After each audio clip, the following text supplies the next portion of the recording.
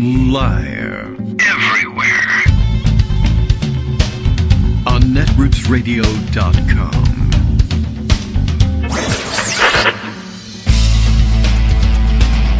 David Waldman. Kagro. In the morning. Now, here's David Waldman.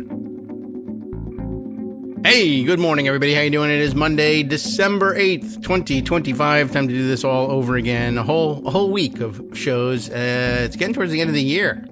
Pretty soon I got to adjust to the new, the year. Clearly I'm not going to do very well with this. The new year. It's coming up. Has your advent calendar started? I mean, it has. Have you been keeping up with it? I haven't, because my other half is out of town, and that's who keeps the advent calendar. But we have these nice little treats with it every day, and I'm waiting for her to come back before I start eating these things. So, it's a slow start to the month. They got right off the bat for the weekend, despite no travel for the president. I mean, he was being scootered around in the beast. But he was in town today, and so that meant less time on the airplane, less free, unsupervised time to babble to the press. And so, no extra invasion threats, nothing new in that category. He stayed in town for the Kennedy Center honors, which I presume by next year will probably be the Trump Center honors by then. He, of course, decided not only to make himself the chairman of the Kennedy Center for the Performing Arts Board, but he was also the host of the awards ceremony, which you didn't see on television because they didn't televise it because reasons. And apparently the reasons are they had great difficulty filling the auditorium, and they didn't want anybody to see the empty seats, which I guess would be embarrassing to Trump. I don't know whether anything really embarrasses anymore, but low ratings, I suppose, count as an embarrassment for him. So anyway, no free unsupervised time, hours at a time for him to wander around and talk to the press, etc., etc. But still, plenty of time for him to do, things that were wrong, including honoring, in many cases, second-rate stars, anyone who would agree to come near him and accept an award, and lots to catch up with from the end of last week as well.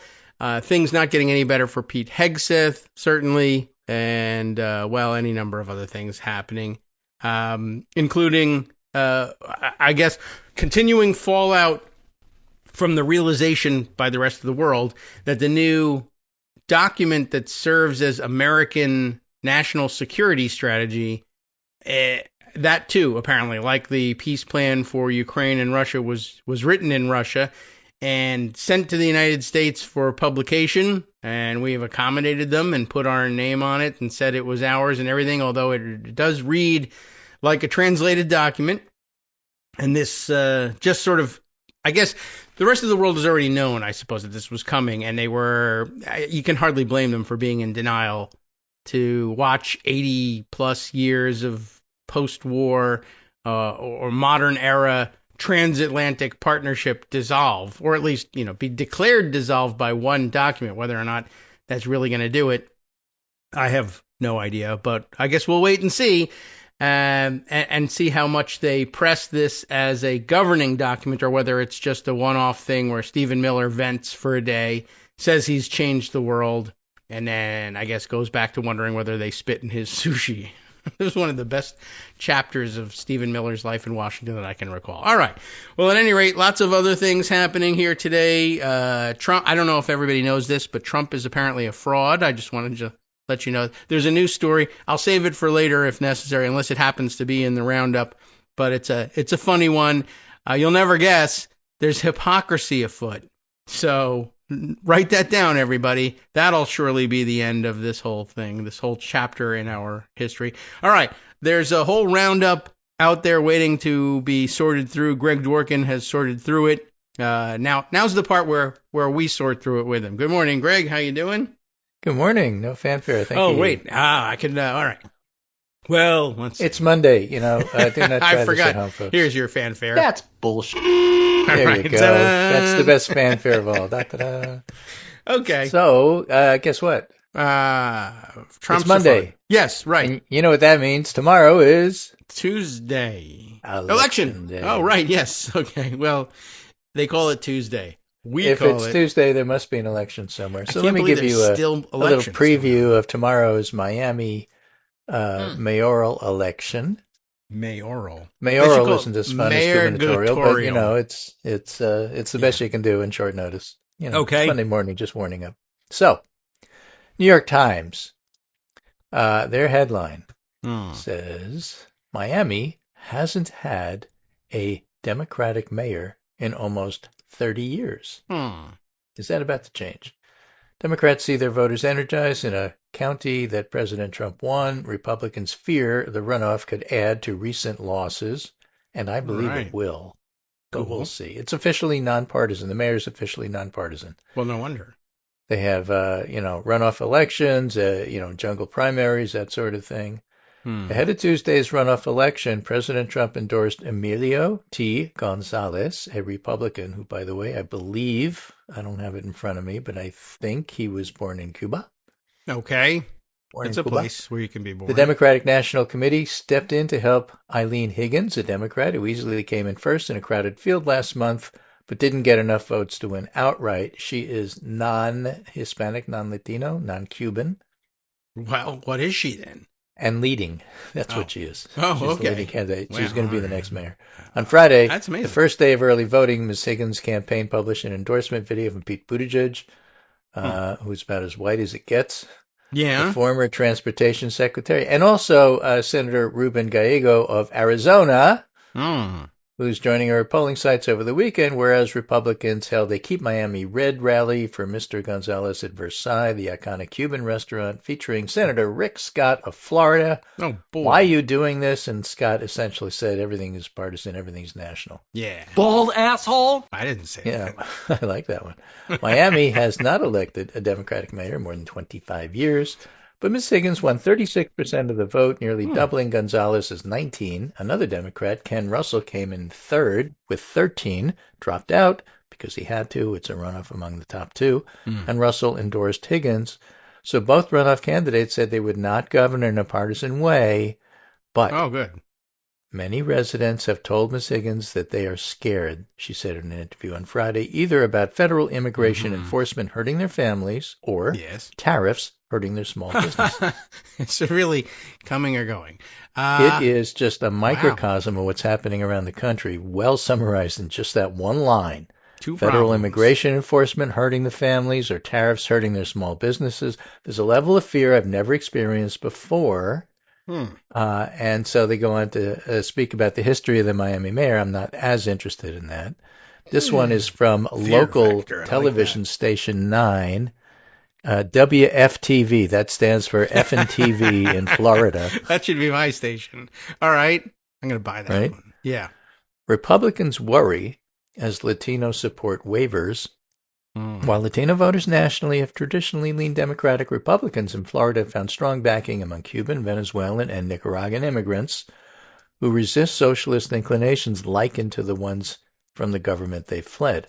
However, I add, this is not in the story, if you're going to take those communities, cancel preferential treatment given to them, mostly by Republicans, and kick them out of the country, that may somewhat nullify their strong backing who resist socialist inclinations likened to the ones from the governments they fled. If you're telling them they have to go back, I don't know how that plays. Trump tapped into those sentiments in winning Miami-Dade County last year, a turnaround from his 30 percentage point loss there to Clinton in 2016. But some Florida Republicans began sounding the alarm after November's elections. Remember those? Virginia, New Jersey? Oh, yeah. When Democrats secured wins in nationally watched governor's races, both winning candidates had strong performances with non-white voters, and the Democratic winner in the New Jersey race received 2/3 of the Hispanic vote, according to the AP voter poll.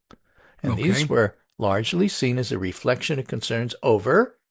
Let me say it again. Remember, adults learn by repetition. Please. So let me say it again. Rising prices and the Trump administration's aggressive immigration policies. Oh, yeah. They They shaded it a little bit. Rising prices. That's not my fault. Tariffs. That also somehow is not my fault. But okay. Yeah. All right. That's Ileana Garcia, a Florida prices. state senator who in 2016 founded the group Latinos for Trump, has said about immigration arrests that what we are witnessing is inhumane. So the important, by the way, Gonzalez, the Republican candidate, is a former director of U.S. Citizenship and Immigration Services under George W. Bush. Oh, okay. Said during a debate that he supported immigration arrests against those who committed crimes, but he demurred when the moderator said most of those arrested here has not committed violent offenses. Well, that's a federal issue, Gonzalez says. Okay. That's got nothing to do with me. Well, I only support the stuff I'm glad that I think is popular. If it's unpopular, that's Trump. That's not me. I guess so. All right. Well, it's a bad dodge, but I have been waiting for some of these local politicians who try to nationalize everything to say, yeah, we don't actually deal in that. Abortion, I don't have to make an ordinance about that. Right. But it only works half the time. Yeah. But in the meantime, Democrats are winning the early vote. Miami mayor early voting. In 2021, Republicans won this by 67 points. When? 2021. Oh, okay. 4 years ago. Last election. Yeah. When we're looking at the early vote, last which is a combination of showing up in person and mail vote. You're all used to this by now. Yes. The show up in person was won by the Republicans. I think they got like 400 more votes than the Democrats. Oh. And the Democrats got like 4,000 more votes or 2,000 more votes than the Republicans in the mail. In any case, as of last night, Democrats had 89-47 early votes. Republicans had 69-13, and that used to be Republican plus 67. So the early vote in Florida, in Miami, represents about 60% of the electorate. So if you're expecting a huge election day turnout to somehow reverse it for Republicans, not going to happen. Yeah, well, that's Trump's doing, telling people he was trying to stop everybody from voting early because he kept insisting that the Democrats are doing the fraud that way. But that's for older people in Florida, was what it used to be a Republican stronghold in terms of the early voting because of the elderly vote. And all right, he's undone that. Great. Now, this is a surrogate poll. Like there haven't been any real good what do the Latino voters in Florida really think lately. The last polls that were done were back in November of 2024 before the election. Okay. When it showed that they were swinging toward Republicans more heavily even than usual. But a website called Florida Politics happens to mention a poll that was done in October 2025, so it's more current. And it's not about the Miami election, but it gives you a sense of what's going on in Florida. Miami-Dade voters overwhelmingly oppose using public college land for Donald Trump Library. Just 14% in Miami-Dade think the state should take the land to honor Trump with a library. Yeah, well, if it was just a library, 74% said that's a bad idea. Let the college keep it so they can expand. Yes, that would probably be wise planning. If it really was just books, they could just do one of those little free library things and it wouldn't take up much room. But they're going to want to put up, allegedly, they're going to be hangering a gigantic jumbo jet there. Well, local politics always matter, but I guess the point I'm trying to make here is you might think that Republicans lockstep support whatever Republicans want, especially in Ron DeSantis' state because he's the Florida governor. And the answer is no. Actually, they're kind of getting sick and tired of what Republicans are proposing, and it's not what they want. Cool. All right, fine. A NIMBY and now problem. You have a Democrat running for mayor who's not even Latino. And the other guy was born in Cuba. You'd think they'd have a leg up, at least in terms of a 30-year history of having Republican mayors. And he's behind. It's an odd place, right? It was one of very few places in America where you can say, well, the guy with the leg up is the one who was born in Cuba. Yeah. Weird. It is a little weird, but okay, good, fine. NIMBY has caught up with them, and that's fine too. All right. Yeah, I like the weird dynamics. Right, but again, the weird dynamics are reflected everywhere. Right. I know there's a lot of white voters like myself who scratch their head and say, I don't understand. Trump is so racist and he's so nasty and he so obviously hates you if you have a Hispanic Latino surname. Yes. And how could you vote for him?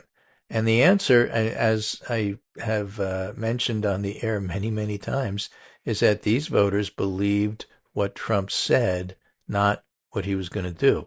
They believed him when he said, I'm only going to go after the criminals. You could see that in Gonzalez's answer to the question about what's going on with immigration. He said, I support, getting rid of criminals. Well, who doesn't support getting rid of criminals? Yeah. But what about what they're actually doing? Well, do. that's a national problem. Don't even ask me about that. Okay. I mean, they're locally rounding people up. Yeah, so, but from the national level. If you've been conned and you believe the liar, it's not because you're a bad person per se. It may also be true, but yeah. It's just you believed what he said. It turns out he's not doing what he said. And now that you realize it's true, you've changed your mind. Oh, and by the way, of course, the economy, because it's always the economy, stupid. So those two things are repeated time after time after time. The New York Times, again, saying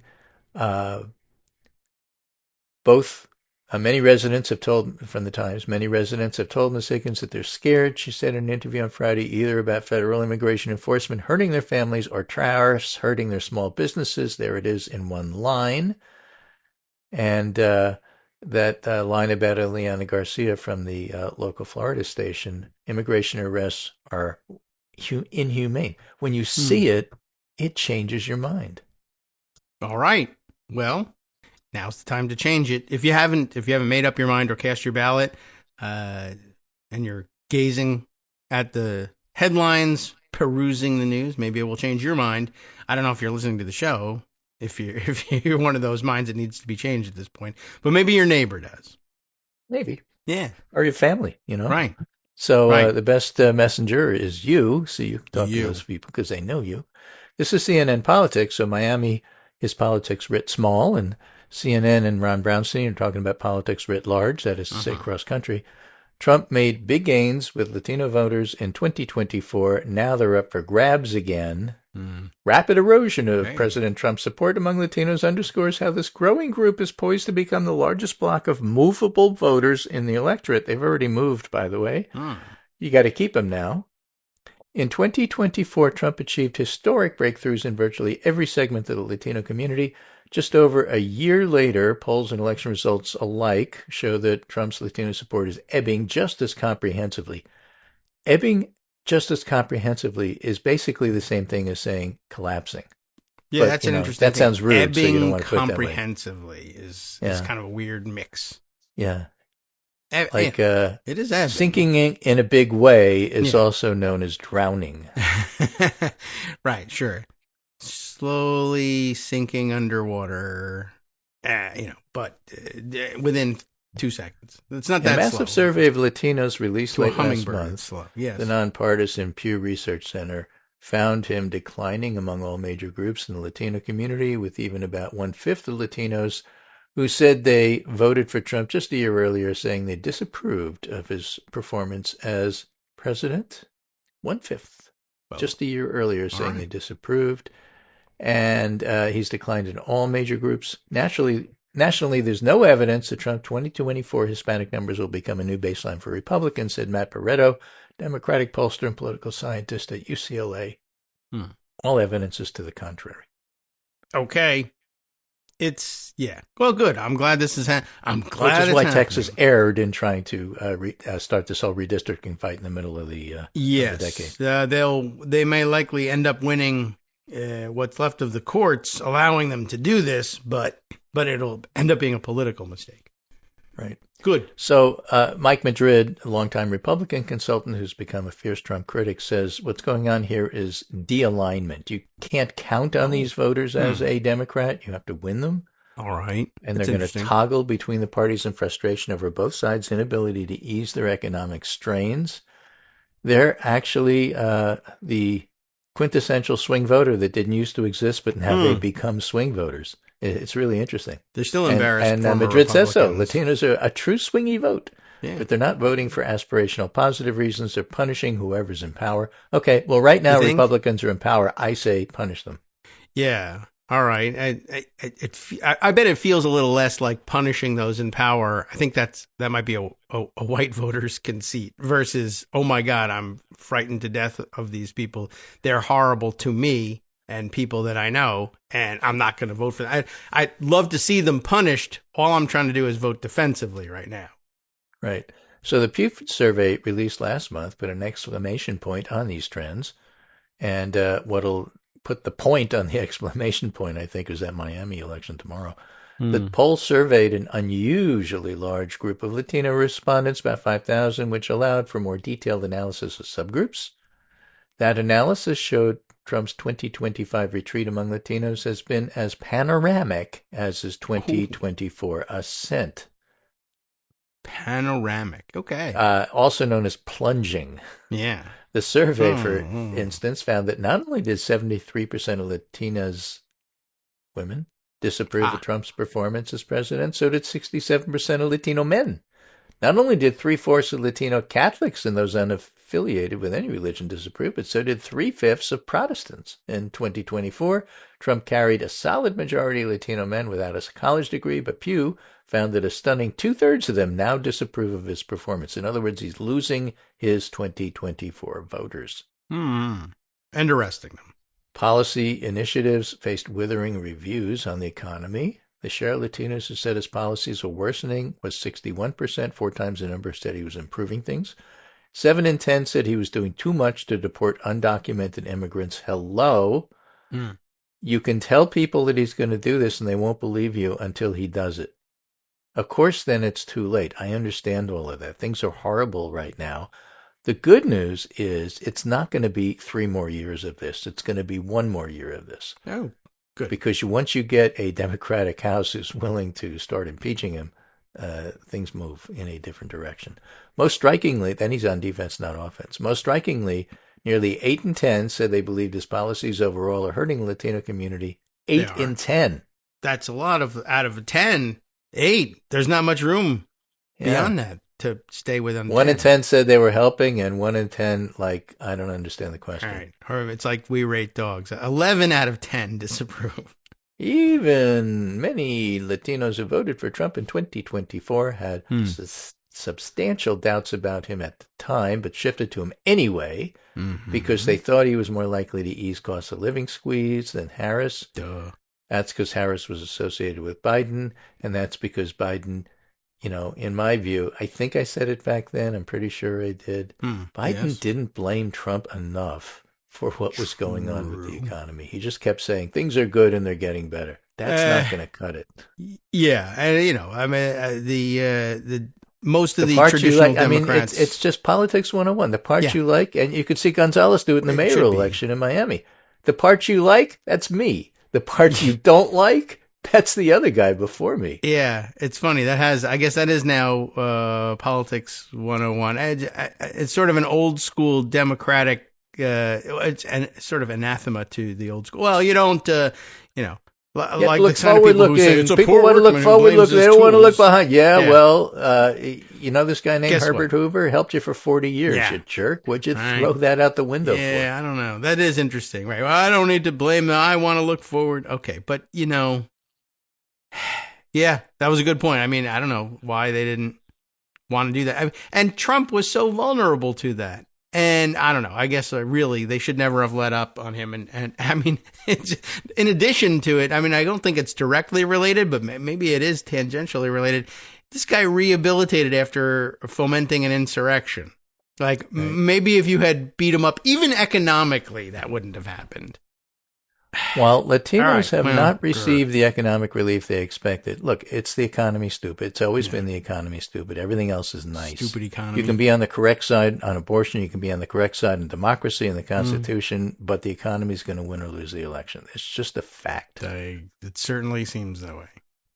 While Latinos have not received the economic relief they expected, Trump is delivering more than many say they anticipated in his highly militarized campaign to mass deportation. Oh, yeah, okay.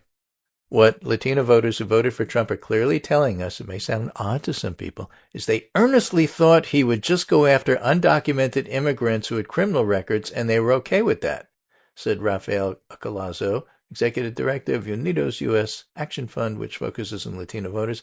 Now they're saying it's not the case, and they're pushing back on that. You've heard that before. I'm pretty sure I've said that before. Yeah. The meaning of New Jersey and Virginia results clear. Trump's decline in Latino communities' direct electoral consequences. Trump, therefore, suffering from electoral dysfunction. Mm-hmm. In their decisive victories, Sherrill and Spamberger each carried about 2/3 of Latino voters, much more than Harris did.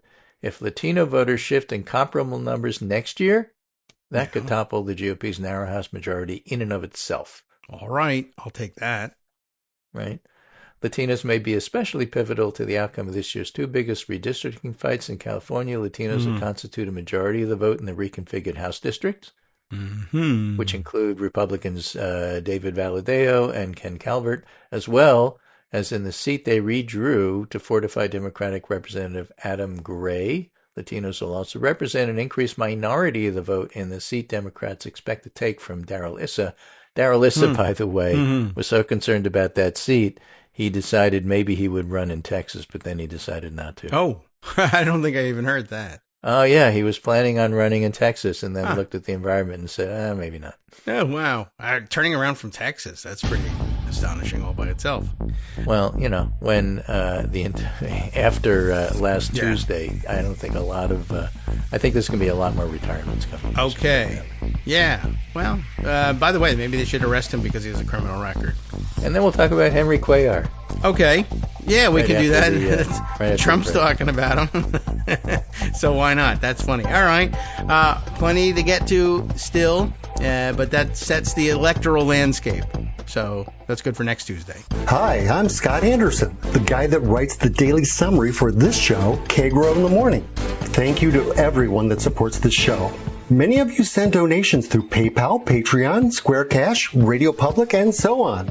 Some of you write your own essays and send them in, or read articles with your own commentary. We appreciate it. Now, some of you are listening to this and thinking, I'd like to help, but isn't there something I could do that wouldn't require money or effort? Why, yes, there is. You can just like us. On Daily Kos, they call it the recommend button. YouTube has a thumbs up. There are hearts and likes and love buttons. Tap our love button. Tap our love button every day. Share our shows and summaries on Facebook and Twitter, YouTube and iTunes, Stitcher and Amazon. Most of these places allow you to write a review, so a sentence or two would be great. Recommend us to social media, or tell your friends to listen to the show. You aren't just helping us, you're helping them find their new favorite thing to listen to. You could change the world. So thank you in advance from me and everybody else in the world. All right, welcome back now to the Kagro in the Morning Show here on Netroots Radio. I have ejected 25,000 people from out of the country during the commercial break to align ourselves with our great president that everyone really appreciates. It's really insane. During the break, speaking of all the immigration things, I don't know. We don't have to necessarily pivot to this thing, but I will read this for you later probably. But I know for the record that People magazine, which people see when they are in line for their groceries, which is a new word and I've never heard of it before, an immigration story that has been covered elsewhere, but I think it's important that it's covered in People magazine in particular, their headline, Immigrants Approved for Citizenship, that is to say, not just approved for citizenship, but at their naturalization ceremonies. They've brought their family, tiny American flags to wave. They're going to have an American flag sheet cake afterwards, the whole 9 yards. After the whole process, this was the day they were going to take the oath and become a citizen, plucked out of line moments before pledging allegiance, according to a report. This, I think, a backlash from the shooting of the National Guard members in D.C., once Trump found out, well, the guy who did it was from Afghanistan, he decided Afghanistan plus, I think, a list of 19 other countries that Trump thinks are, peephole countries, I guess, or are majority Muslim. I don't even know what the list is. It doesn't matter. It should be no list. but he's actually pulling people out of line at their own naturalization ceremonies, seconds from becoming American citizens after all that long process. Do things the right way, come to this country legally, and you do it, and you're literally seconds away from becoming a citizen with a vote and everything. And, well, you came from the wrong kind of a country. So that's going to popularize him among the immigrant communities, not just Latino, but from all over the world. And in fact, I don't think any of them are, I don't know, maybe Venezuela is one of the countries. But this is being printed at all is a huge thing. But People magazine, this is going to make red-blooded American normies see this thing and go, what? This is outrageous. Plus, this steak is $3,000. Now I'm really mad. So anyway, I just thought I'd throw that into the mix. That's 2/3 of the Republican Party. 1/3 of the Republican Party is solid MAGA, a block. They just do whatever daddy says. And the other 2/3 still have qualms about a lot of this stuff. Yeah. Similar to the Trump voters who, voted for him thinking that he'd do what he says, not what we've seen him do before. Ooh, look at this list. A list? Yeah, well, it's the 19 countries that they decided on. Yeah. This is, so unsurprising, Afghanistan. That's what I think prompted the whole thing. Myanmar, which, okay, I mean, I don't mean okay, but that's not a huge block of, no, they didn't.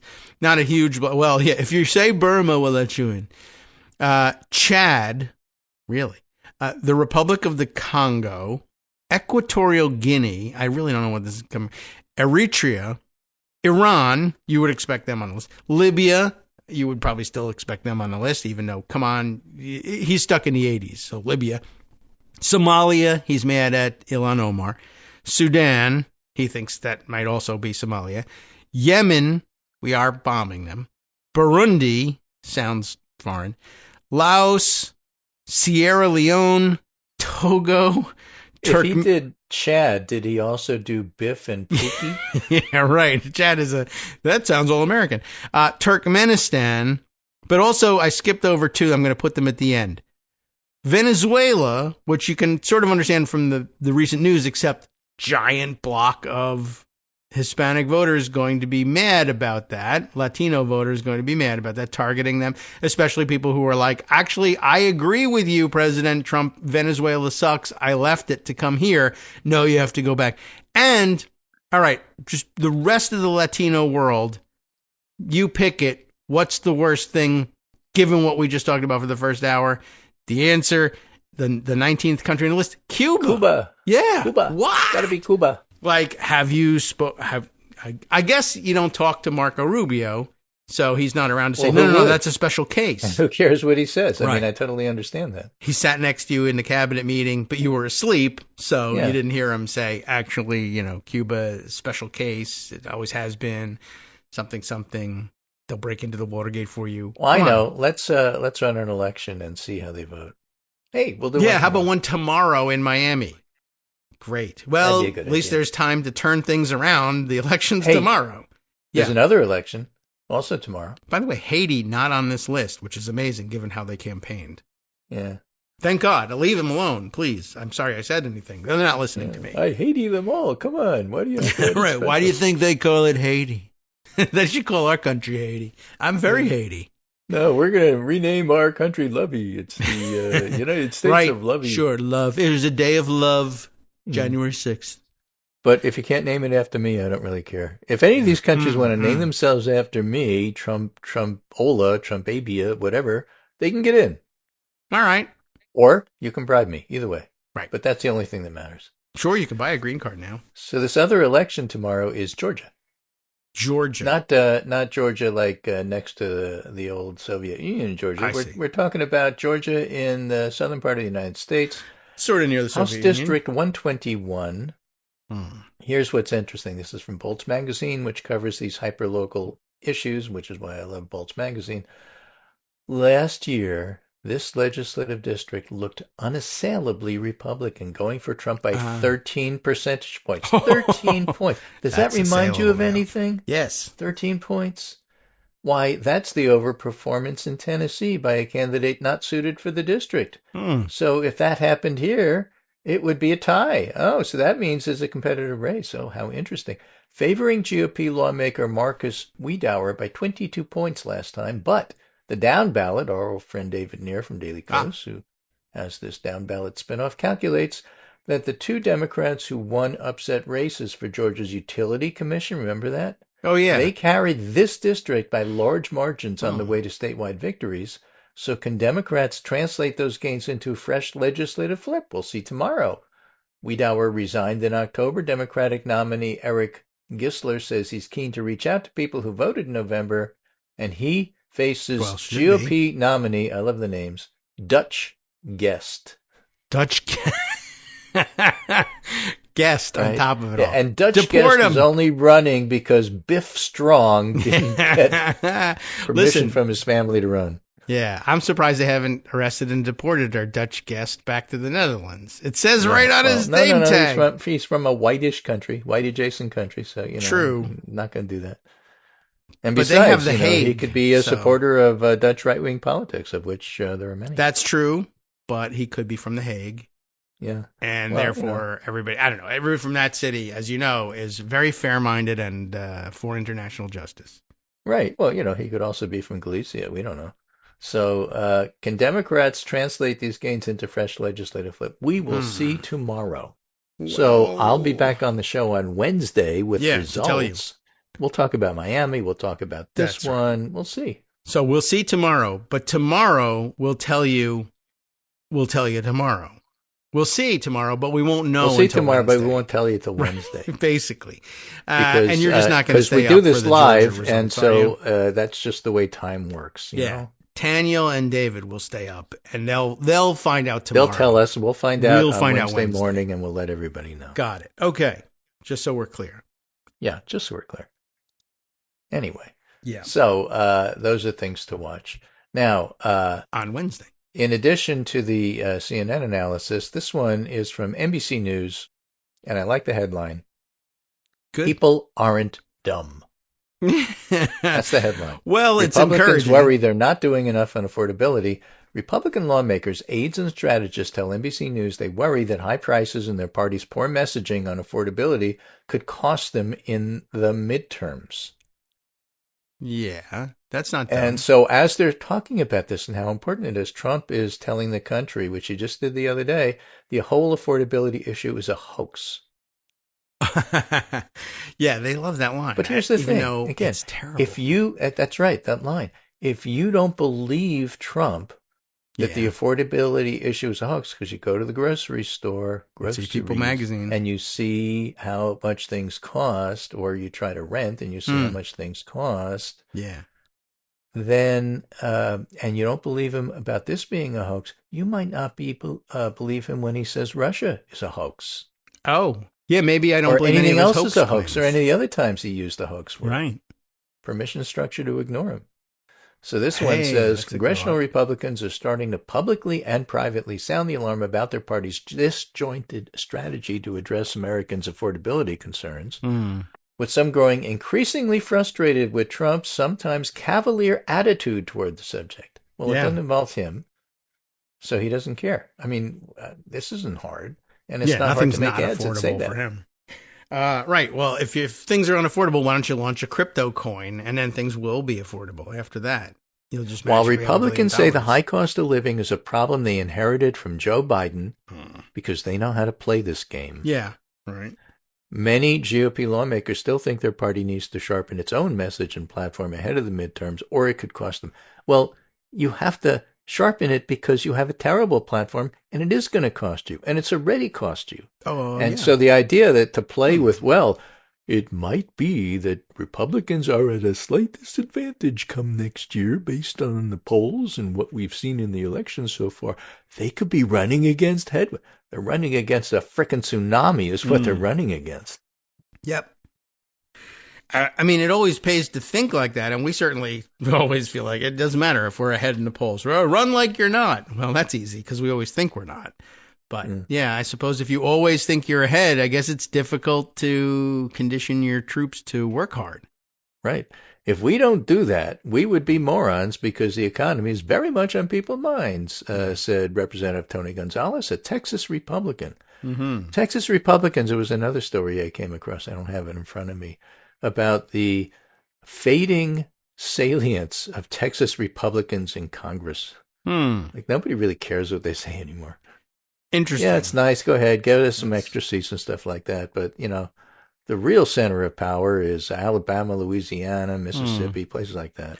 That is an interesting shift. I mean, Texas always used to be a big Lyndon player. Johnson. Yeah, well, there was they used to, back in the olden days, they had the Boston-Austin axis, they called it, the Boston-Austin connection. Either Massachusetts or Texas was almost sure to be dominating the leadership. Yeah. Or as political scientist Carl Oglesby used to put it, the Yankees versus the Cowboys. Everything was about that. Yeah, all right. That's another way of doing it. And True. the Cowboys won because oil, Yeah. Their money was more important than Yankee money, which was maritime trade. If we as Republicans fail to do the same, it wouldn't surprise me if we had a similar turnout. Nearly 24 Republican senators, House members, strategists, and congressional aides shared their concerns about their party's handling of affordability in interviews with NBC News. Another 6 acknowledged the issue but said the party will settle on the right strategy to address it. Okay. Yeah, they are morons. Oh. Well, at least we'll fix it. We'll have good messaging. That'll fix what the prices are at the groceries, which is the flip side of stop saying Democrats' problem is messaging. It's not messaging. It's their candidates and it's their policies, and they're not playing politics the way they're supposed to. You have to play hardcore politics. I don't want Gavin Newsom to be the next president in the United States, although I'll vote for him if he's running against a Republican, which might be the case. Yeah. But his approach to politics right now, pre-election 2028, is perfect. This is what the times call for. Make fun of Trump. Pound him. Yeah. Be a troll. That's what you need to do. Fight. Oppose. Don't accept what they're doing because what they're doing is awful. They're murdering people in the Caribbean on boats and lying about it. Don't accept that as, that's politics as I'm usual. against that. It ain't. It's a war crime.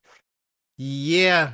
Is there any way to cast my ballot such that it's counted for whoever's running the social media campaign for him? Yeah, I'm saying Gavin Newsom because that's the only name I have, but it's really for that person because I don't believe he's doing that.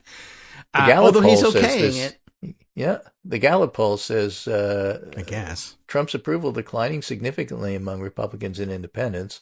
Trump's handling of the economy, longest strength for him, was at 36% approval, while his handling of health care and federal budget were about 30%, and that's before the health care bill really hits, which it hasn't yet. That'll happen in January. Oh, yeah, by the way, we still have to wait 3 weeks or so before we start seeing those numbers. We know what the numbers are. I think there was a red flag, said Don Bacon, and our party should take that threat serious.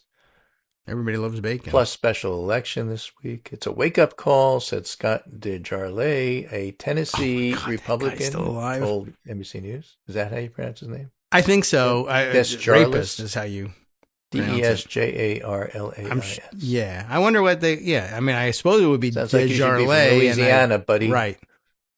But they pronounce things. Okay, well, if I'm from Tennessee, it's DeJarlais. Yeah.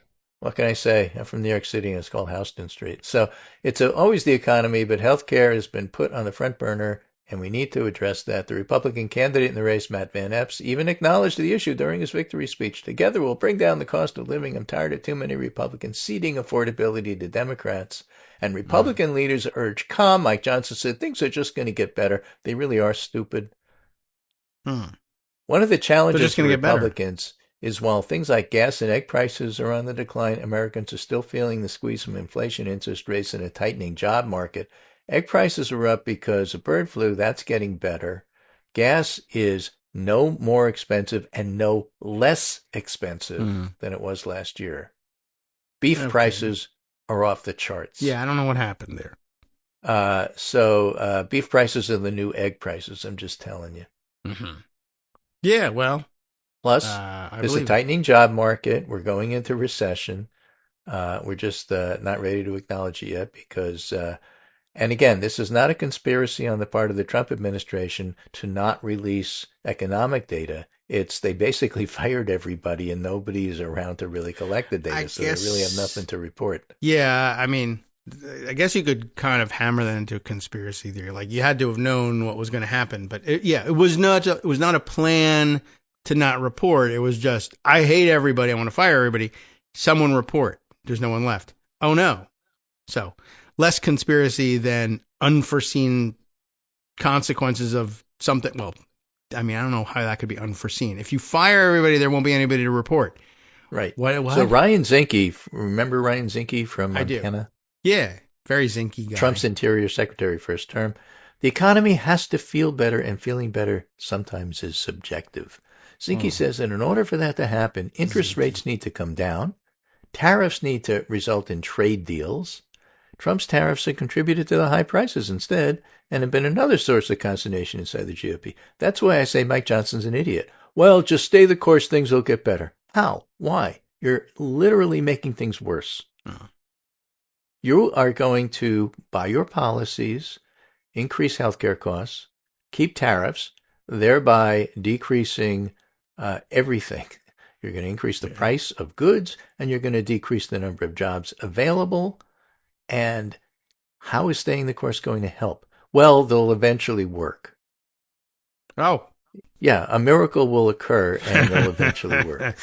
Right. Underpants, gnomes, whatever.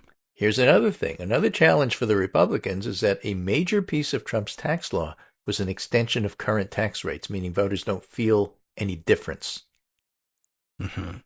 Dan Crenshaw from Texas thinks his party needs to do a better job reminding voters what would have happened if Republicans hadn't acted, which is why Texas is losing influence in Congress. All right, yeah. Dan Crenshaw is personally responsible for about a third of that. Ted Cruz, another third. Mm-hmm. We do need to say that a lot more and remind people, do you know you're about to lose thousands of dollars of your paycheck and we stopped it? Yeah, right, sure. It's far from clear Republicans have an agenda that can meaningfully ease the pain voters feel in the coming year. Rand Paul says hopes that prices will come down are misplaced, at least as long as the U.S. keeps adding trillions in debt each year. For the prices to actually go down, we'd actually have to have deflation, and what we have is less inflation. So it's better the prices go up 2 instead of 9, but that means prices go up. That's not going to make people feel better. Oh, well. Couldn't it, though? What if it did? Right? John Husted, Republican Ohio, who faces voters next year, hopefully Sherrod Brown will beat the pants off of him, said, I know, the answer is permitting reform. I don't think most people even know what that would mean. That guy sounds like a Democrat, doesn't he? Yeah, a little bit. I mean, sounds like Al Gore on the debate stage with George Bush. Do we need I know, the answer is permitting reform. Wow. What? I need a permit for my kitchen table. That'll make it easier to build utility lines and generate energy.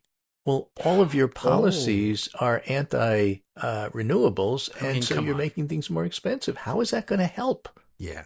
I'm sure more lines in won't help. Everybody is like, what are you actually doing to make energy, not just move it? That wouldn't even work, even if he had a plan for it. I mean, who's sitting around saying, yeah, I wanted to build another energy line, and I didn't get that permit. Remember that thing I wanted to do one weekend? Nobody does that. Nobody, right. and nobody connects that to anything. Well, what if there was just more permits? Josh Hawley has pitched his new plan to allow out-of-pocket spending on insurance premiums to be deducted from taxes and to create a $25,000 deduction for medical expenses. Mm-hmm. Oh, that'll fix the insurance problem. Yeah. They won't, snap all that money up and say, don't worry about it, comes off your tax bill anyway. Mike Johnson says he's going to hold a vote on a health care proposal before the end of the year. But that doesn't mean they'll be able to get a health care bill to Trump's desk because the Affordable Care Act subsidies expire in January. I don't even think he's going to be able to hold that vote. I mean, they're going to want to be out of town come like next week, probably. Right, exactly. If the GOP doesn't pass an alternative and the ACA tax credits expire, which looks almost certain to happen, that means millions of Americans' healthcare premiums will surge next year. Yes. It's frustrating. It's a big deal, said Jeff Randrew. Affordability, it's the new buzzword, and I think the thing that we can do the most immediately right now is the healthcare issue, which they're not doing anything about. Right. And it's interesting because when the reporters go and they interview not the fake reporters, the influencers who now occupy space at the Pentagon, but the actual reporters go talk to Republicans on the Hill, it turns out a lot of them are perfectly happy to let the ACA tax credits expire because it bothers their conservative principles that people are actually able to afford health care. And they have no agreement whatsoever on what they should do about it. They just think it's bad that people don't have to go into medical bankruptcy. They want people in medical bankruptcy. I don't know why, but they do. It's just so weird. When you talk to them, the reason nothing's going to pass is because not just because they can't agree amongst themselves about what to do, but what they want amongst themselves is so bad they can't even get fellow GOP members to agree with it. Yeah. It's amazing. The craziest MAGA people in the world are resigning from Congress over it. Yeah. Which is weird also. But what an interesting thing. I guess they just want people over a barrel so that they'll work for less is general. Right. But it's hard to even make that connection for most of these members of Congress. Probably don't even know why they want that. Right. So this is interesting. This is David French writing in the New York Times. This is what it looks like when your coalition is coming apart at the seams. Hasn't happened much in my life, but last Tuesday night, a place I know very well was at the center of national attention. The bright red congressional district where I lived until this summer delivered a sharp warning to the Republican Party. I'm talking about Tennessee, of course, suburban and rural district that includes parts of Nashville. The Republican defeated his Democratic opponent by just under 9 points. In some places, a 9-point Republican margin is considered a resounding victory. Not here. In 2024, the district voted for Trump by 22. At the same time, Mark Green, the Republican Van Epps, succeeded last week, won by 21. This is not a swing district. This is not one that Democrats expect to win this side of the apocalypse. But it seemed like the end was nigh. I began hearing rumors that Republicans are starting to worry about the race. A poll taken between November 22 and November 24 showed Van Epps leading by only 2 points. That it was close at all was stunning. Not least because Ben is hardly an ideological match for one of the most conservative districts in 20T. She's been labeled, not as a gesture of love and respect, the AOC of Tennessee. She once posted and then deleted during the George Floyd protests in 2020, good morning, especially to the 54% of Americans that believe burning down a police station is justified. Since the 7th district includes parts of Nashville, it was also unhelpful that Ben said on a podcast in 2020, I hate the city, I hate the bachelorettes, I hate the pedal taverns, I hate country music, I hate all the things that make Nashville apparently an it city for the rest of the country. And some of us don't love any of those things either. But if you hate country music, well then, that's not much of a modern Nashville left. What's next? A tweet condemning Vanderbilt? Why not? So no, this race was not what it looked like when Democrats strategically nominate somebody who will appeal to Tennessee Republicans. This is what it looks like when your coalition is coming apart at the seams. Interesting. So the worst possible candidate for this district, and I may like all of her policies, but that doesn't mean it fits the district. Right. The end of the Trump era is coming into view, and too much attention is focused on what Republicans think of Trump, and too little is focused on what Republicans think of each other. Well, there's some thinking to do about this too. Although every time we discuss this race, I do, there are certainly people out there who are fans of this kind of aggressive progressive sort of campaigning who say, well, interesting that the gap was closed by, sure, everybody says they didn't fit the district, but maybe we don't understand what does fit the district. And it'll be difficult to tell. Let's say we don't. Let's say you do. That means that you are happy to run a candidates that lose by 9. Yeah. And I say to you, you shouldn't be happy to lose by 9. You should be happy to win by 1. Why don't you find a candidate? I guess. Well, that's because better. I think they'd probably point to, but the problem is that conditions have changed so much that it's difficult to know what's actually causing this. If they went back to finding more conservative Democrats and then ran them, and I guess the fear is, well, does it then bounce back to a 22-point gap after all instead of being 9? And I guess if you lose both, it's hard to that's say not the fear. either the one fear, is better. The fear is that it reverts there's to a fear plus about one, this. and then your whole theory goes out the window, and you have to suffer. Well, that with would be the another, fear of the aggressive progressives. Joe Manchin, right? I mean, But- and you know what? We're better off with Joe Manchin than we are with his replacement. Yeah, but no one has won it yet. So, they've certainly tried the conservative or middle of the road Democratic approach for the district before, and maybe not, because it used to be a Democratic district and it was divided up. Exactly. So you don't really know. What you don't know. Is That's that the real in the point. absence of data, I'm going to suggest that the way I see things is correct and you're wrong. And okay, well, that's fine. what people will do. But that's all it is. Yes. Well, now you now have new conditions. The district's been split up. They had this strange anomalous performance, and then the question is, well, was it the candidate or was it the anti-Trump atmosphere? Was it a little of both? Almost certainly a little of both, and so you'll substitute one for the other and say it doesn't work either. I don't understand. Well, here's what I have to say about there's the like left, 5 the actual factors in Democratic this. Party, as opposed to people who aren't really Democrats, and therefore I don't really care. If you're to the left of the actual Democratic Party, I will support your candidate if they win a primary or they're the ones running. And then I'll watch and see how they do, and then I'll tell you about how they did and whether or not it was a good idea to follow what you were suggesting. Yeah. I don't love conservative Democrats. However, if they're the ones that can win in their district, Big Tent. Yeah, we just don't know. It's as simple as that. I will run, as William Buckley used to say, but in reverse, I will run the most liberal, progressive Democrat who can win in that district. And Ben wasn't it. How do we know? She lost. Yeah, I mean, that's true. I just don't. That's just what that happens. is the truth. I just don't know how long has that district been split up into the 3 districts, and what have the results been for conservative Democrats in those districts? Don't know yet. I don't know Yeah. yet. All right. Well, in any case, we got another shot at it next year, and we'll see. Last Monday, the Manhattan Institute, which is a very conservative outlet, released the results of a poll of 3,000 voters. It was designed to identify the ideology and beliefs of the American right, and what it found was fascinating and almost exactly mirrors my personal experience living here.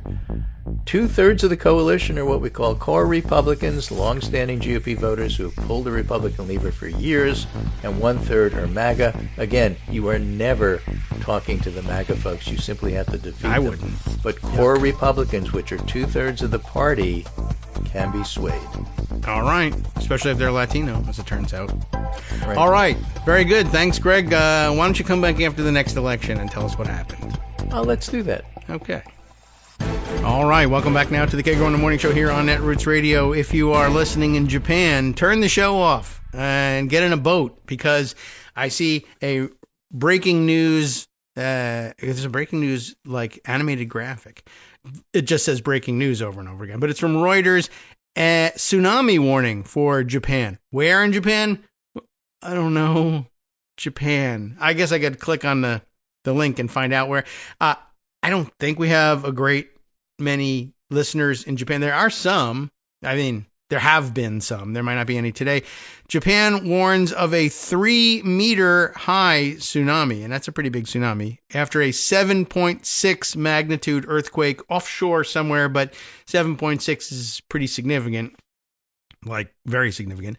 And let's see. I mean, in all likelihood, you have already heard this if you are in Japan, but I don't know if you guys want to know, and or if you want to check on people or or places you visited that you liked. I mean, that's one of the great benefits of travel.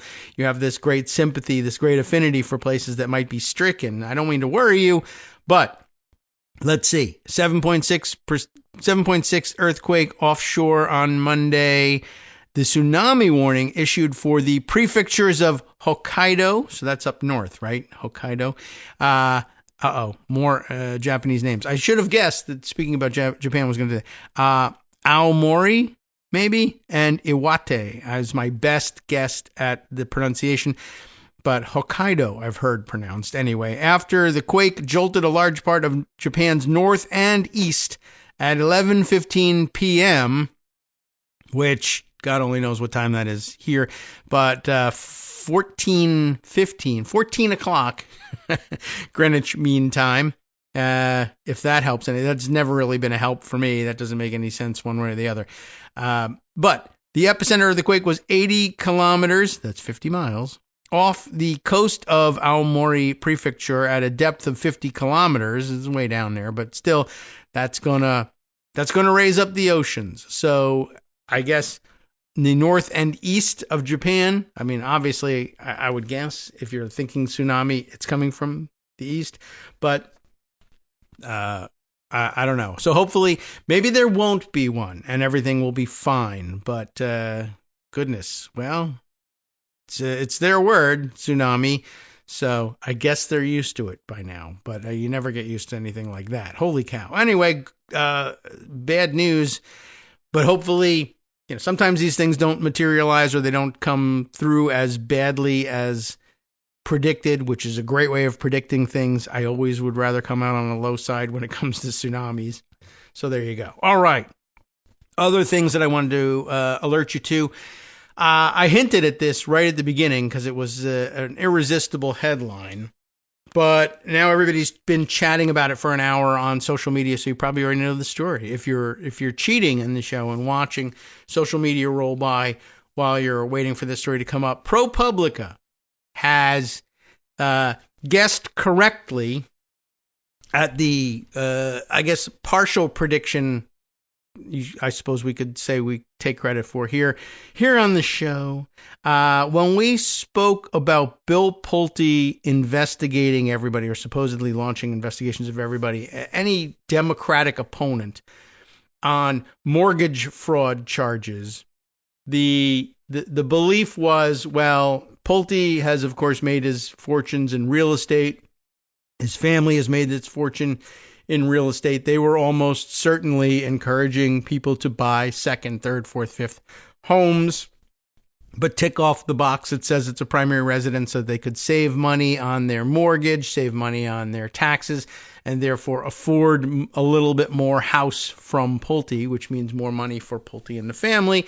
So they knew how widespread the practice was and knew that it was a fairly good bet that anybody prominent enough to A, worry them in politics, and B, to have put together enough capital that they might be interested in a second, third, fourth, fifth home, almost certainly was, I guess we'll say, quote unquote, guilty of the same thing, the same practice.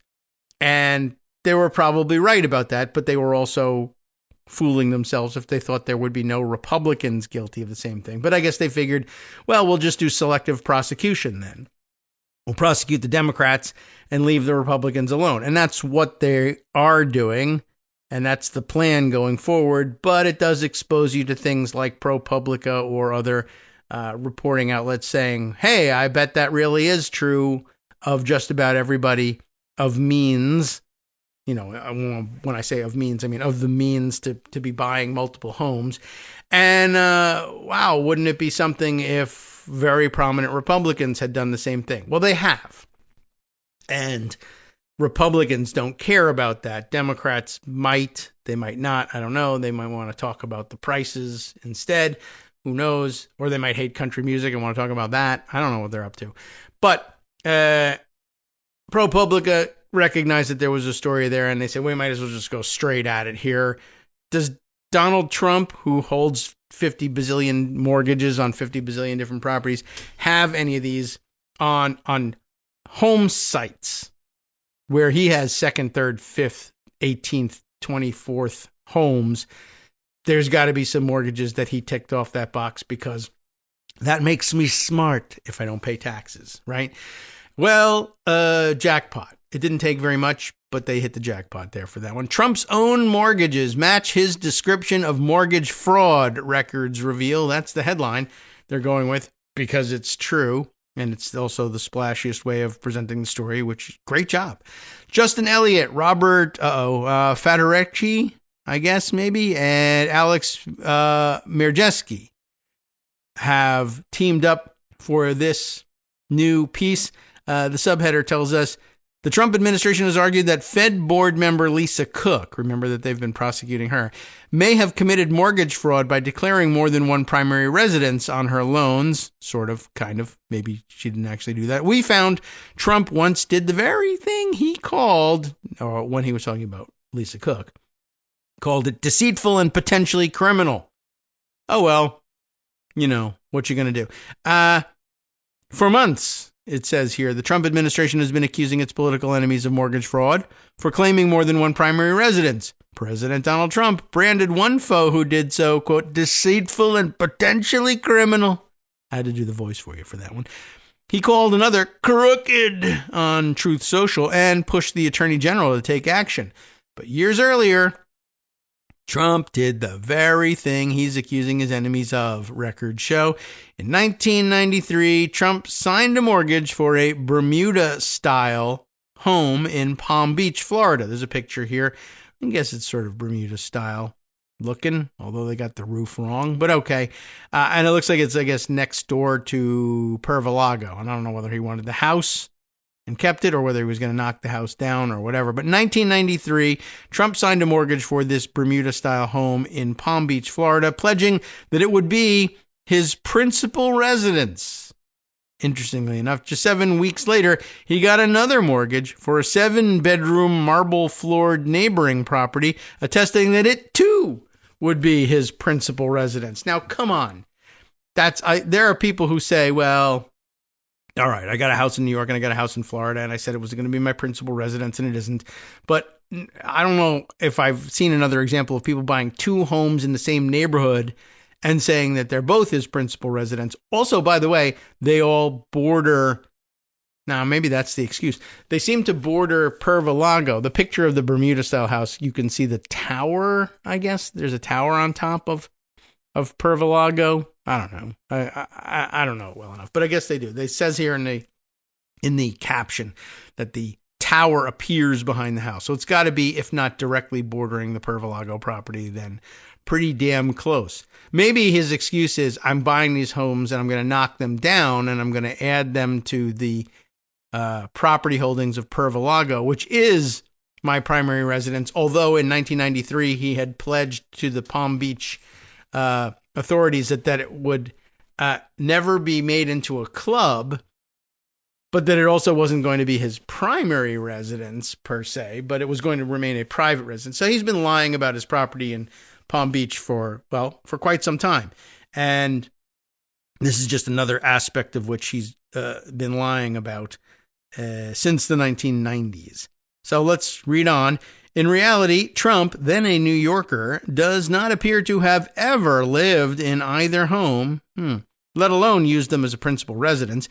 Instead, the two houses, which are next to his historic Mar-a-Lago estate, were used as investment properties and rented out. Oh, and that's even worse, because he was really mad about one of the other people he was going after. Was it Letitia James? I think he was accusing of having claimed a primary residence property and that she was renting it out, but really she wasn't even doing that either.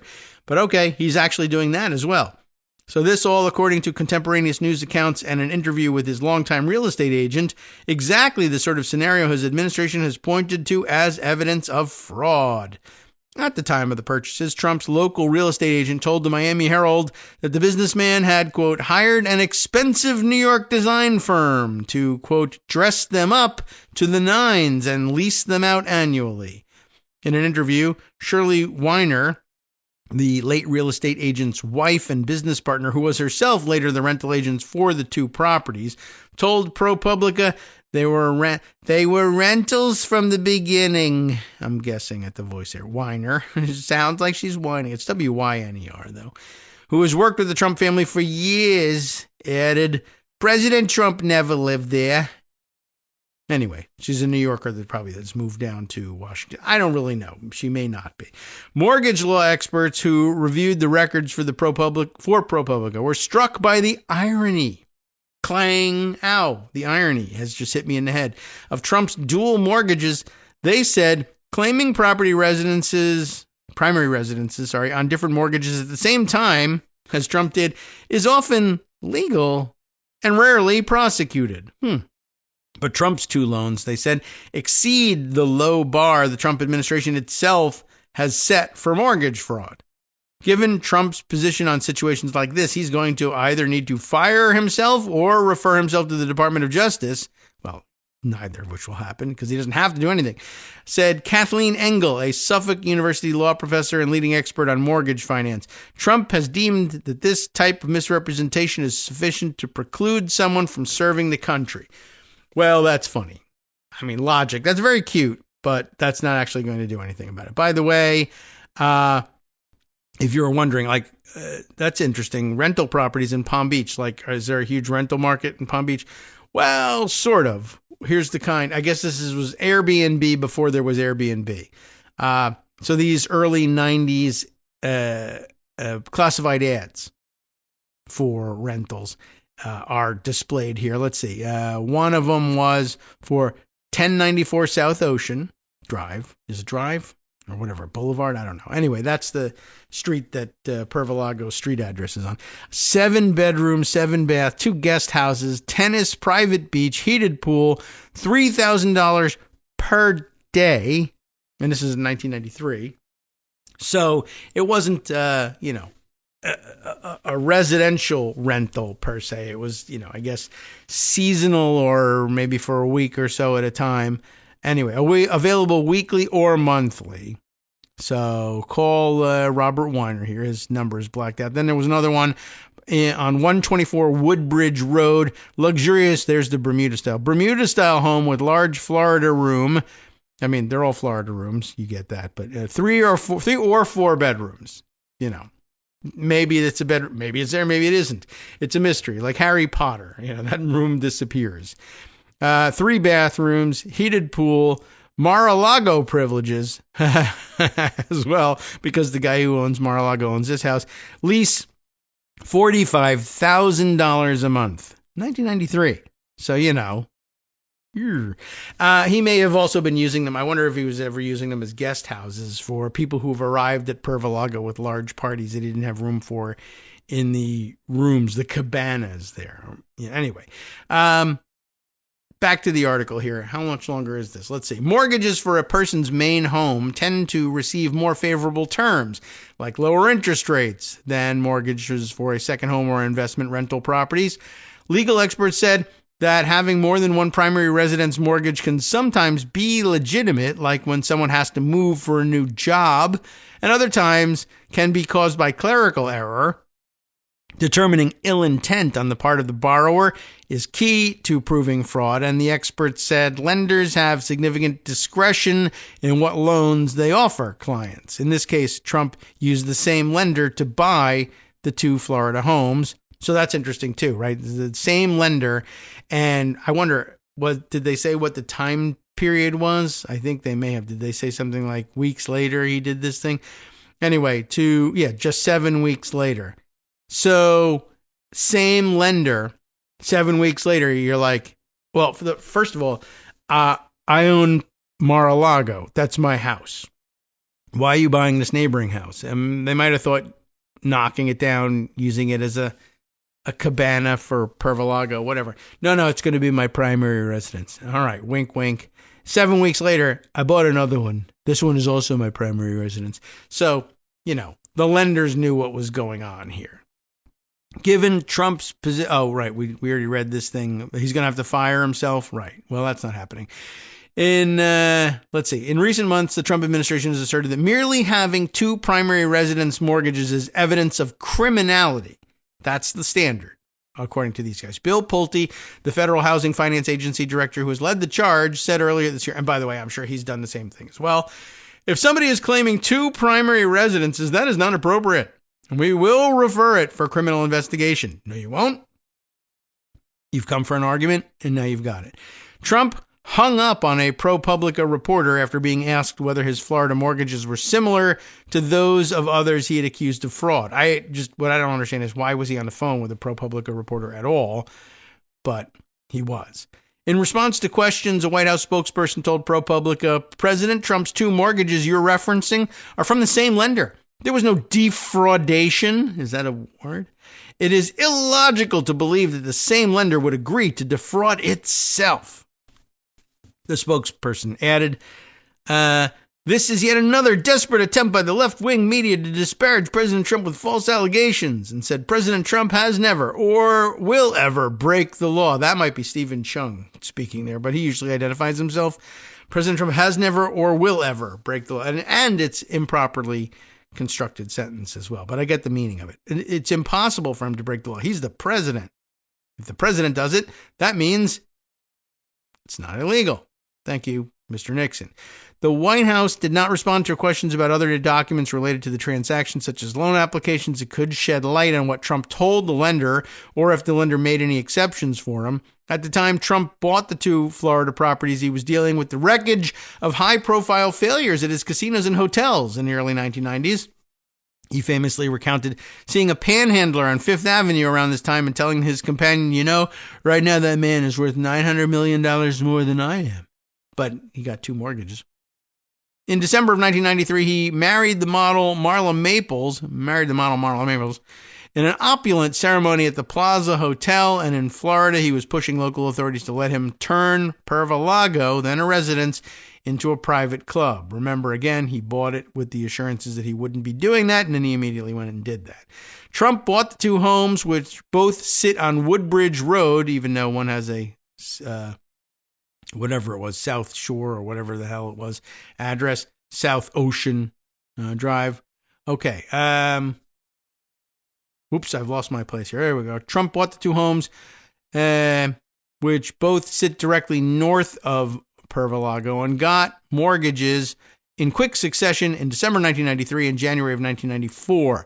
The lender on both mortgages, one for $525,000 and one for $1.2 million, was Merrill Lynch. So let's lynch him. Each of the mortgage documents signed by Trump contain the standard occupancy requirement that he must make the property his principal residence within 60 days and live there for at least a year, unless the lender agreed otherwise or there were extenuating circumstances. But ProPublica could not find evidence Trump ever lived in either of the properties. Of course not. Legal documents and federal election records from the period give his address as Trump Tower in Manhattan. Trump would officially change his permanent residence to Florida only decades later in 2019. A Vanity Fair profile published in March of 1994 describes Trump spending time in Manhattan and at Mar-a-Lago itself. Trump's real estate agent, who told the local press that the plan from the beginning was to rent out the 2 satellite homes, was quoted as saying, Mr. Trump, in effect, is in a position to approve who his neighbors are. Get it? All right. In the ensuing years, listings popped up in the local newspapers advertising each of the homes for rent. At one point in 1997, the larger of the 2 homes, the 7 beds and 7 baths Mediterranean Revival Mansion, was listed for $3,000 a day. Even if Trump did violate the law with his 2 primary residence mortgages in Florida, the loans have since been paid off, and in the mid-1990s as well, outside the statute of limitations for mortgage fraud. So we got that as well. Here's a copy of the actual document. It's showing TikTok, an adjustable rate rider. Apparently, I don't know why that page is here, but I guess it must say somewhere about this being a primary residence. There's the squiggly signature from Donald Trump, a couple other people signing on this thing. You won't know who they are, and you won't care. A spokesperson for Bank of America, which now owns Merrill Lynch, there you go, did not answer questions about the Trump mortgages. It's highly unlikely we would have original documents for a 32-year-old transaction, but generally in private client mortgages, the terms of the transactions are based on the overall relationship, the spokesperson said in his statement, and the mortgages are not backed by or sold to any government-sponsored entity. Trump's 2 mortgages in Palm Beach bear similarities to the loans taken out by political rivals whom this administration has accused of fraud. You know who they are. Letitia James was one of them. And the central claim in the Trump Justice Department case against her is that she purchased a house in Virginia, pledging to her lender that it would serve as her second home, then proceeded to use it as an investment property and rent it out, but she really didn't even do that. This misrepresentation allowed James to obtain favorable loan terms not available for investment properties, according to the indictment, even though Trump had done the same. Trump's Florida mortgage agreements appear to have made a more significant misrepresentation, in fact, as he claimed those homes would be his primary residence, not his secondary home, as James did, before proceeding to rent them out. James had denied the allegations against her, and the case was dismissed last month over procedural issues, though the Justice Department has been trying to re-indict her. Actually, I think there's news over the weekend that the grand jury in the Eastern District of Virginia has declined to re-indict her. That's probably sitting in Instapaper somewhere. It's just not reflected in this reporting, but they could update it. The circumstances around Trump's mortgages are also similar to the cases administration made against Lisa Cook. You know who that is. Trump declared he was firing Cook from the Federal Board of Reserve Governors, right? Federal Reserve Board of Governors, sorry. And he was firing her over those mortgages, as a matter of fact. And he has sought to bend the traditionally independent agency to his will and force it to lower interest rates. Cook, who denied wrongdoing, has sued to block the termination and continues to serve on the Fed board as that legal fight continues. In a letter to Cook, Trump specifically noted that she signed 2 primary residence mortgages within weeks of each other, just as records show he did in Florida. You signed one document attesting that a property in Michigan would be your primary residence for the next year. 2 weeks later, you signed another document for a property in Georgia, stating that it would be your primary residence for the next year, Trump wrote. It is inconceivable that you are not aware of the first commitment when making the second. Oh, gee whiz. Anyway, what else is going on? He's trying to make these same allegations against Adam Schiff and Eric Swalwell, both of whom have denied wrongdoing. In September, ProPublica reported that 3 of Trump's cabinet members have called multiple homes their primary residences and mortgage agreements. Bloomberg has also reported that Secretary of the Treasury Scott Bessent did something similar. All the cabinet members have denied wrongdoing, oddly enough. Pulte has denied his investigations are politically motivated, so that's dumb, but he has denied it. And thus far, Pulte has not made any publicly known criminal referrals against Republicans. He did not respond to requests for or questions from ProPublica about Trump's Florida mortgages and never will. Okay, so I thought that was interesting, and now I'm glad we've gotten to it. All right, break coming up in a couple of minutes. What else can I squeeze in? Oh, well, here's an interesting update on the situation in the Caribbean.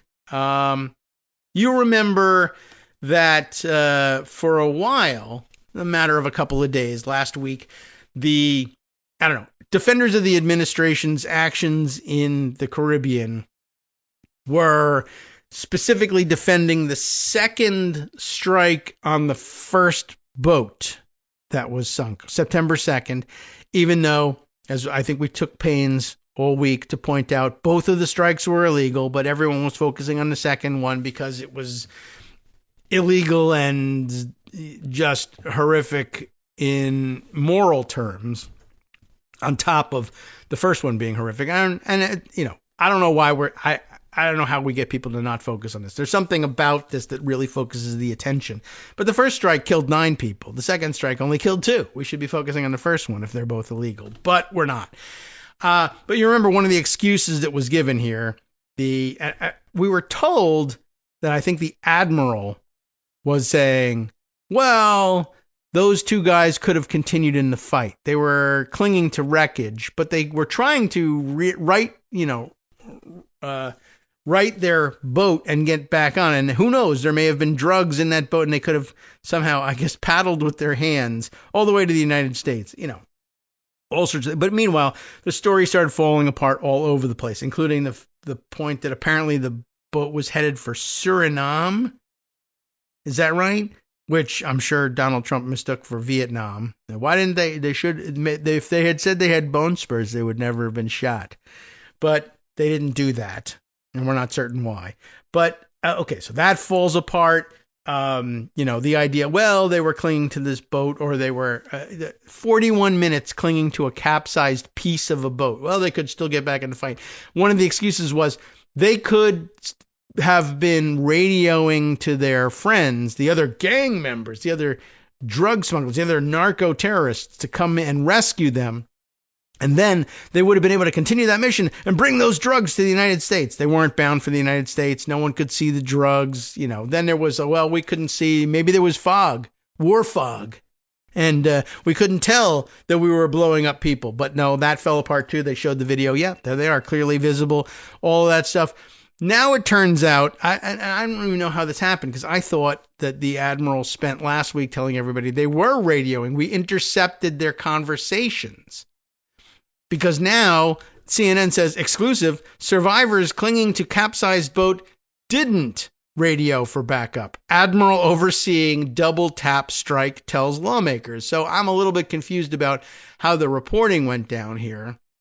Because if the admiral himself told lawmakers, unless he waited until the weekend to tell them that what I told you during the week wasn't true, I heard the story coming out of, these things was, and I didn't read it closely, so I may have missed something. But I heard, no, we intercepted some kind of communications. Maybe it wasn't a radio for help.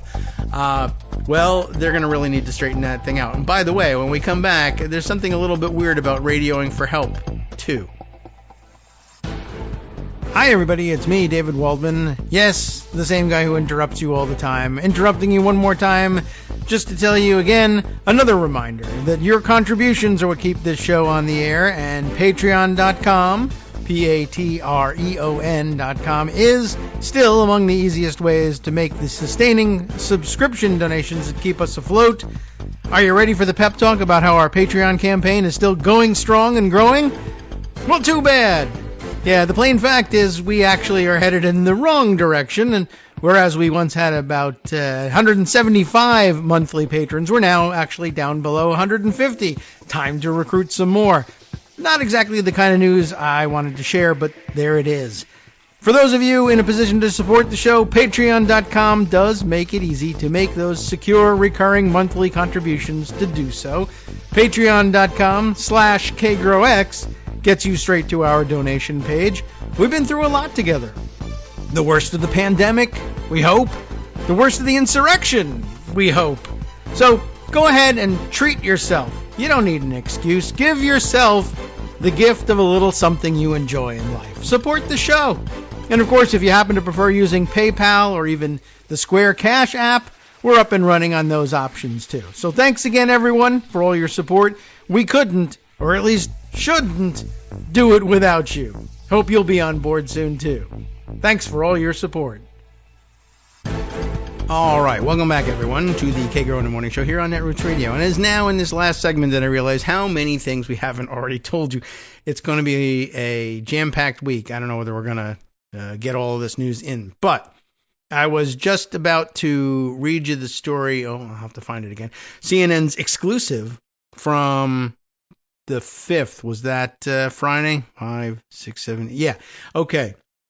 And survivors clinging to capsized boat didn't radio for backup. Admiral overseeing double tap strike tells lawmakers. Let me just read the story for my own benefit. You may already have known this. But thanks to Katie Bo Lillis, Natasha Bertrand, and Haley Britsky, who wrote this up for CNN, the two men killed as they floated holding onto their capsized boat in a secondary strike against a suspected drug vessel. I don't know who suspects it, but someone says they suspect it. In early September, did not appear to have radio or other communications devices. The top military official overseeing the strike told lawmakers on Thursday, according to 3 sources with direct knowledge of his congressional briefing. So I don't know where the story came from that they could have had radio contact. That earlier there was, we intercepted some contact, somebody said, I thought, but I don't have the article at hand, so maybe not. But all week it sounded like the excuse was, they could have called for help. And it was also mixed, right? Well, they could have called for help. Or they were trying to turn the boat over so they could continue with their mission, which was equally ridiculous. But anyway. As far back as September, defense officials have been quietly pushing back on criticism that killing the 2 survivors amounted to a war crime by arguing in part that they were legitimate targets because they appeared to be radioing for help or backup. reinforcements that, if they had received it, could have theoretically allowed them to continue to traffic the drugs aboard their sinking ship. And that has kind of gone unremarked upon, except for like, oh, come on. But I was just thinking yesterday, I don't know why, I don't know if I've seen this criticism of that crazy story or not. But if not, we should be hearing more about it. But like, I wish I had been in the Senate. I wish I had been in the House, whatever it was, on that panel. That would be a great question although now the Admiral is saying, well, no, they weren't radioing. So I guess we could just forget about this. But let me ask you this. I mean, like, if you had said, Admiral, like, so why did you order them to open fire on these two seemingly helpless individuals? I'm sure somebody asked that. Well, they could have been radioing for help. And I guess he didn't say that in the hearing. So the opportunity, I guess, wouldn't have been there to follow up with this. But at least you could have said, I'm glad you're denying that now. That makes a lot more sense. But for several months, people have been saying, well, they could have been radioing for help. Like, suppose they had been radioing for help, right? So what, first of all? Well, then another boat could have arrived and it could have helped them to complete their mission. Again, though, I have to say, so what? In fact, good. Your mission, as I understand it down there in September, and I guess continuing through today, is to find, target, and destroy these boats, which you are sure are being used by an international criminal narco-terrorist, as you say, cartel, to bring drugs to the United States. What's the problem then? In fact, shouldn't you have thrown them a radio if they didn't have one? Because I don't know what you do to smoke out these boats, but if they were going to call another one of these boats that you're in the Caribbean to target and destroy, and they were going to call it to the target area you were already circling with an armed drone or whatever the hell else you were using for these things, good. Why didn't you let them do it? You should have encouraged them to do it so that you could blow up that boat. Why would you kill these two guys before they could call out another one of these boats to you? They're not going to call. You're the U.S. Navy. They are not going to call a boat that's too big for you to handle. They don't have any boats bigger than the boats you've got. Why didn't you let them? Why didn't you encourage them to call another one of these boats to the area? I would be curious what the answer to that was. Well, we were out of bullets. We'd done enough killing for the day. Our consciences were bothering us. What would be the answer to that? You would want as many of those boats as they've got. Bring them all here. We'll sink them all. I don't really understand the worry about that. And, of course, what that would reveal is we never had that worry. They were never going to call anybody else to the situation. That we killed them in a excitement. And now we realize we don't have any excuse for it. So we're going to give you this one. Well, they could have called another, and they might have been able to what? To what? Bring another boat that totally would have outrun our missiles? Every boat, is this not the case? Testify for me today on this one, Admiral. Are there any boats that you've identified, targeted, and missed? You fired on and missed them. Or I guess there could be boats I've identified and targeted and we just couldn't get assets to the area fast enough to sink it, possibly, which would, of course, tell us that it wasn't headed for the United States. But so was this one not headed for the United States? So that shouldn't make a difference. Maybe there are some places where they've identified boats and not fired on them. But are there any boats you fired on that you haven't sunk? You got 100% quote unquote success rate with these boats, don't you? Probably true. So if they called another one of these little speedboats to the area, wouldn't you just have blown the crap out of that one too? Pregnant pause, I would imagine on that one as they try to think about, well, it could have been a superboat. I don't know. What are you talking about? Why is this an issue? What could be better than having these guys call for backup and having them answer?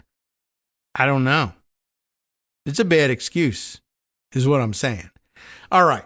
So defense officials made that claim that they could have called in reinforcements in at least one briefing in September for congressional staff, according to a source familiar with the session, and several media outlets cited officials repeating that justification in the last week. And honestly, I have not seen that pushback in any of this. So what? In fact, good.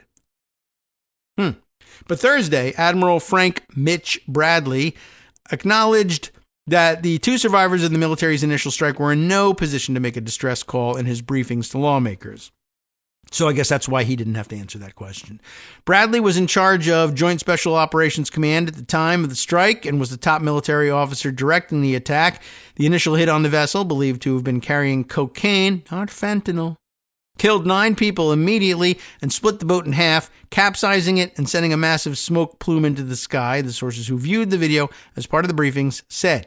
Part of the surveillance video was a zoomed-in, higher-definition view of the two survivors clinging to the still-floating capsized portion, they said, for a little under an hour, 41 minutes, according to separate U.S. officials.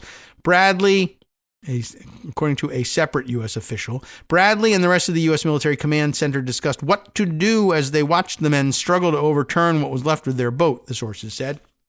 So 2 things there. If in 40 minutes they can't turn the thing over, there's really no danger. But now they admit there was no danger and no radio. But I'm wondering whether was the 40 minutes spent waiting to see if maybe, in fact, another boat did show up because you wanted to wait and blow that one up too, which actually would be, good strategy if it wasn't for the fact that it was a war crime. But other than that, so I think you spent that 40 minutes waiting to see whether another boat was going to show up. And the fact that it took 40 minutes was probably a pretty good indication. That's why you now say, we have no evidence that they made any communications or they even had any communications devices. Because if they had, there would have been a boat there within 40 minutes. But they didn't have it. Or they did have it, and the answer from the other side of the radio was, no effing way. I'm not going to put another one of these boats in the target area which is currently being circled by a drone, which is looking at you. No, there's no boats coming. All right, fine. No, they're not going to take the bait. Kill them. Well, there's your war crime. During that time, Bradley also consulted with the uniformed lawyer on duty during the operation. He told lawmakers, according to 2 of the sources, the JAG officer, or Judge Advocate General officer, assessed it would be legal to move forward with the second strike, the sources added. And that's because he went to Hollywood Upstairs Military Law College. Ultimately, Bradley told lawmakers he ordered a second strike to destroy the remains of the vessel, killing the 2 survivors on the grounds that it appeared that part of the vessel remained afloat because it still held cocaine, that buoyant device, cocaine. According to one of the sources, the survivors could hypothetically have floated to safety, been rescued, and carried on with trafficking the drugs, the logic went. And this, too, problematic if only, if the war crime part doesn't convince you. You had eyes on these guys, right? You had an armed drone with a camera looking at them in high definition. Suppose they had floated to safety and been rescued. Would you not have seen that? Could you not have seen that? I mean, I think what happened here is you got impatient and you said, well, we could wait for them and see what happens to them and the floating cocaine and then blow that up, which would have been smart, but it could cost an enormous amount of money and fuel to keep things, flying around in circles waiting for them. What if they take 6 days to drift ashore? Yeah, well, what if they do? Well, we want our war crime now. All right, then. In that case, the JAG Corps says, well, if it's just a matter of that'd be interesting. Maybe that was the ruling.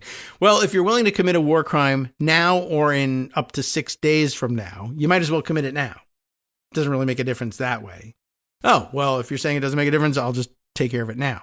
I don't know what they advised them, but there's nothing to advise them. This is a bad, the advice is, you don't even have to be a lawyer to know you can't kill these guys. But I am a lawyer, so I guess I can tell you that. I don't know how you get to that, but they do.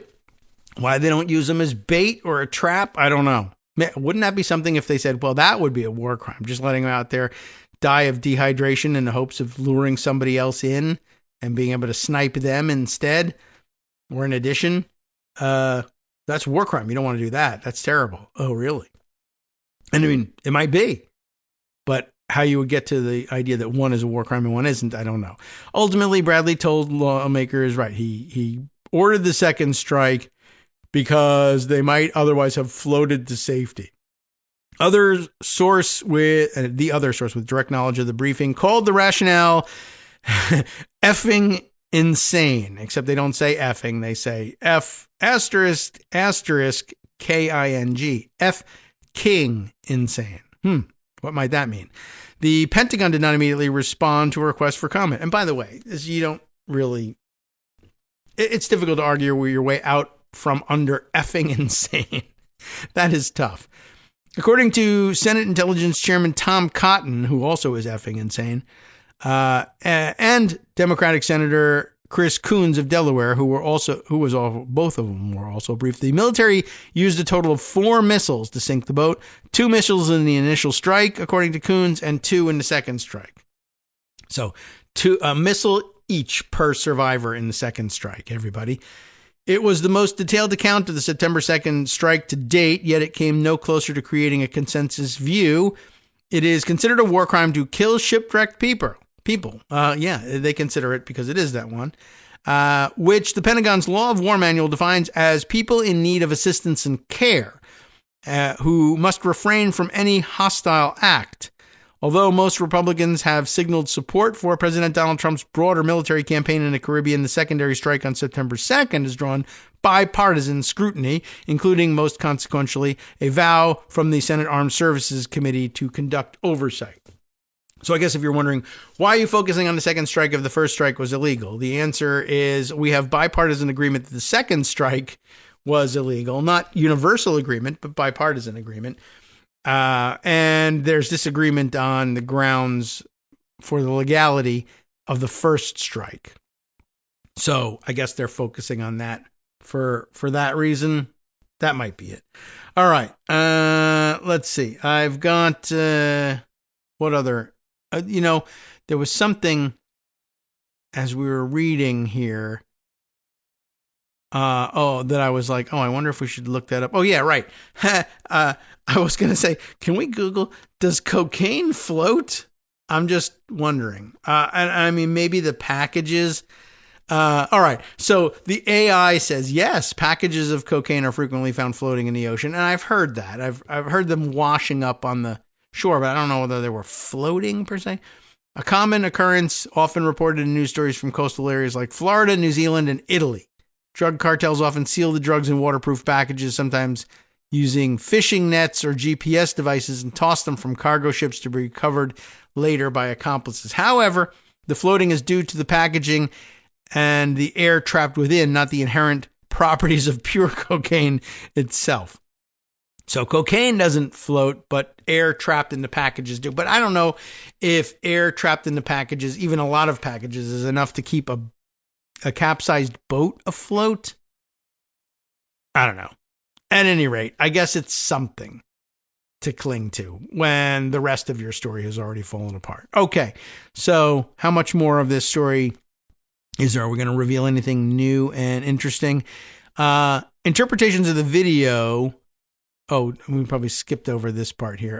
But after Thursday's round robin of closed-door briefings by Bradley, what had been poised to be the most significant congressional scrutiny of the campaign to date appeared to fracture along party lines instead. Interpretations of the video differed wildly. Cotton said he, quote, saw 2 survivors trying to flip a boat loaded with drugs, maybe, bound for the United States, no, back over so they could stay in the fight, there was none. I had to comment along the way. Cotton told CNN on Friday he did not see evidence of the men on the boat trying to use a radio to call for help. The senator went on to defend the second strike, saying the men were clearly not incapacitated. They were not distressed. I don't know about that, and you certainly can't tell that from the video. House Intelligence Chairman Jim Himes, Democrat of Connecticut, called the video one of the most troubling things he'd seen as a lawmaker. Any American who sees the video that I saw will say the United States military attacked shipwrecked sailors. Bad guys, maybe, I would add, but attacking shipwrecked sailors, Himes said. Yes, they were carrying drugs. I don't know. I mean, they say so. The Democrats say they saw intelligence that indicates that. they were not in a position to continue their mission in any way. Himes later told CNN's Jake Tapper that the end result was two individuals without any weaponry, without any tools of any kind, clinging to a wrecked boat. The decision was taken to kill them, and that is in fact what happened, and that is pretty hard to watch. Then the part about the shifting story comes up next. The apparent abandonment of defense officials' claims of a distress call as evidence of continued hostile intent, and thus the validity of the second strike, is only the latest in a series of shifting accounts from the Trump administration since reports first emerged in the press over the weekend. Defense Secretary Pete Hegseth and his spokespeople initially railed against reporting of the second strike, with Hegseth calling it fabricated, inflammatory, and derogatory reporting. Just days later, however, White House Press Secretary Caroline Leavitt confirmed the second strike occurred and said Bradley was the one who ordered it. So there was a moment at which Hegseth was denying that there ever was a second strike, even though it was reported in September that there was a second strike. So I don't know what the F he was thinking. He's just an idiot. Hegseth's role in the secondary strike, including the precise orders he gave Bradley, continues to be a point of scrutiny, to say the least. Himes and other lawmakers said Thursday that the admiral told them that Hegseth did not issue an order to, quote, kill them all, as the Washington Post initially reported. Lawmakers were told on Thursday that Hegseth had made clear before the mission began that the strikes should be lethal, but that he was not made aware of the survivors until after they had been killed.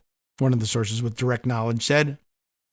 During a cabinet meeting on Tuesday, Hegseth said that he observed the initial strike on the boat, but then left to attend other meetings and learned about the second strike hours later.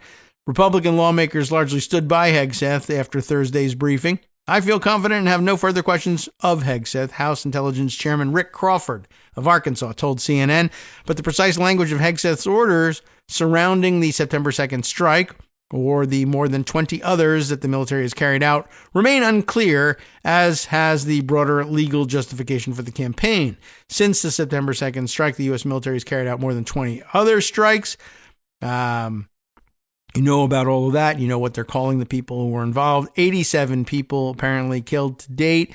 The underlying judgment that frames this entire operation is that if there is a boat with narcotics and people that are affiliated with a narcotics trafficking organization, that's a legitimate target.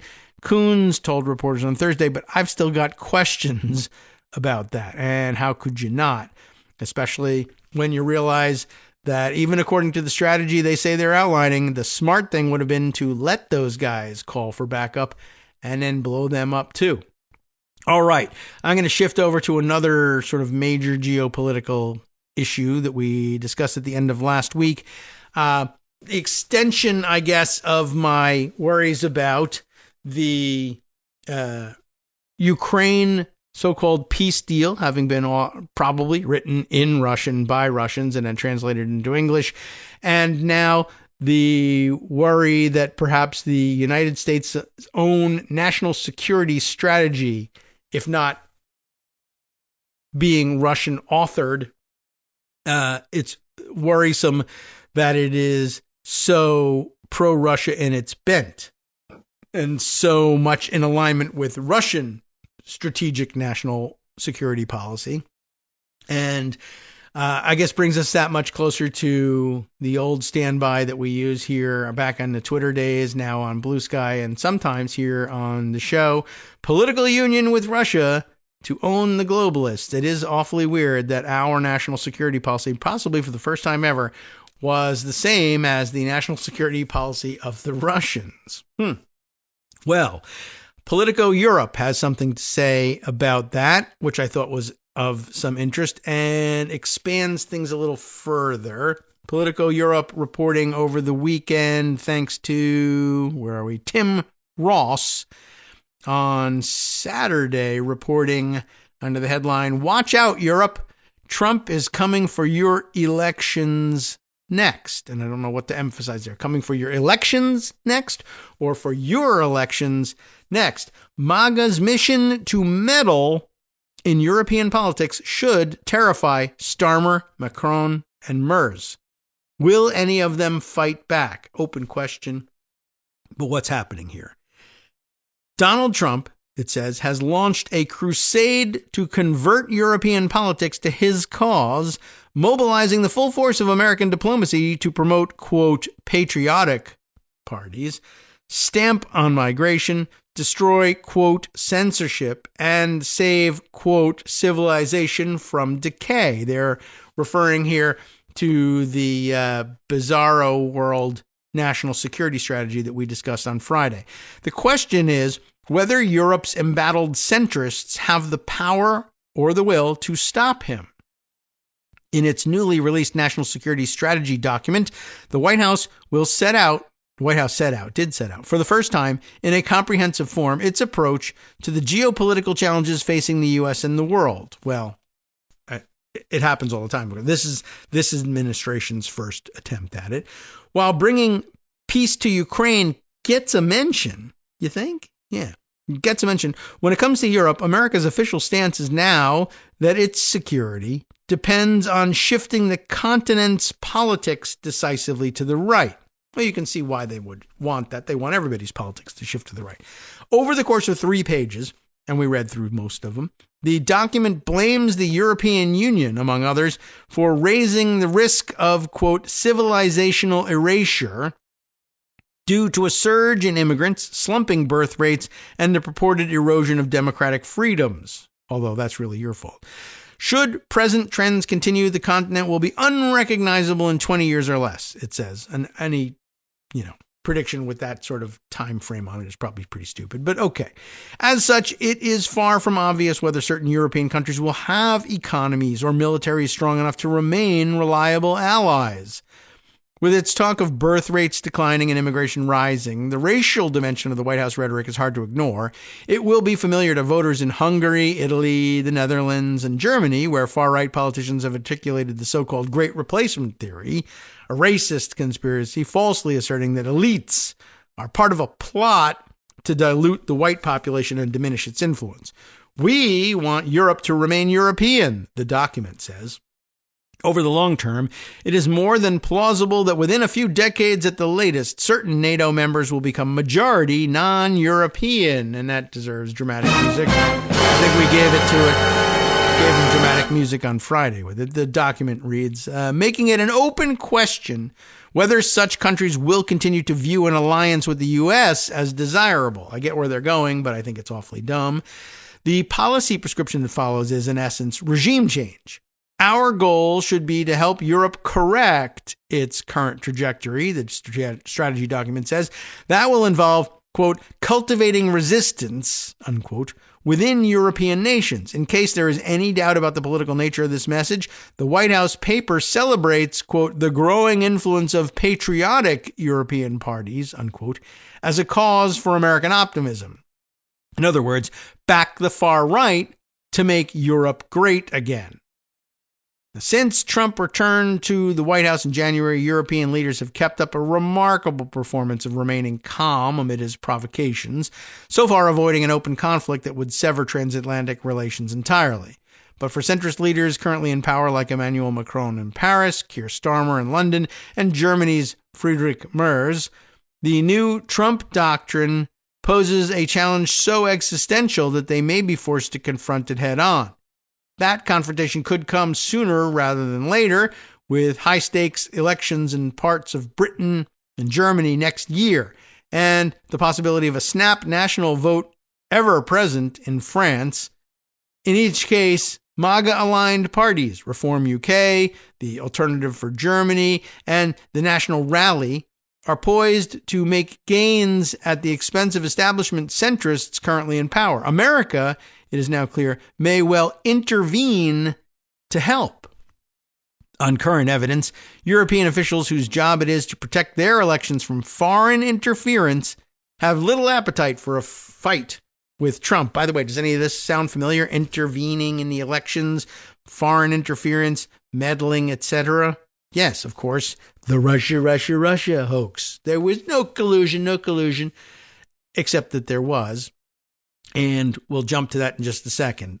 The European Commission recently unveiled its plans for a democracy shield. That's a quote for them. Democracy shield to protect elections from disinformation and foreign interference. Michael McGrath, the commissioner responsible for the policy, told Politico recently that the shield should be drawn widely as Russia is, quote, not the only actor, unquote, that may have, quote, a vested interest, unquote, in influencing elections.